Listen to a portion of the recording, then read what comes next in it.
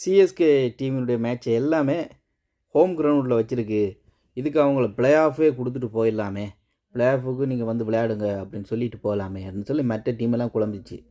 ஐயய்யா சாமி, என்ன நேரமாக பிளே ஆஃப் இல்லை, அவங்க கடைசி ஆஃபில் இருக்கிறாங்க. கடைசி லாஸ்ட் 3ல் மும்பை இந்தியன்ஸ் வந்து பயங்கர டஃப்பு கொடுக்குறாங்க. சிஎஸ்கே அதை விட டஃப்பு கொடுத்து கடைசி பொசிஷனுக்கு ரெண்டுமே மாற்றி மாற்றி அடிச்சுக்கிறாங்க. நான் சொல்கிறேன், 100% சொல்கிறேன், சிஎஸ்கே தான் டேபிளில் லாஸ்ட் இடத்துல இருக்க போகிறது. சிஎஸ்கே தான் 5 தரம் சாம்பியன் ஆகிட்டான் அப்படி இப்படின்ட்டு பழைய பெருமையில் பேசிக்கொண்டு டீம் வந்து ஒரு சதத்துக்கும் உதவாது, ஒன்றுக்கும் உதவாது. எல்லாம் கீப்பர் பின்னாடி இருந்து கீப்பிங் பண்ணால் அவருக்கு நல்லா காற்று வருது, சூப்பராக காற்று வருது. ஏன்னா பேட்டை அடிக்கி வீசுகிறான், பந்து படலை, அதால் காற்று தான் வருது.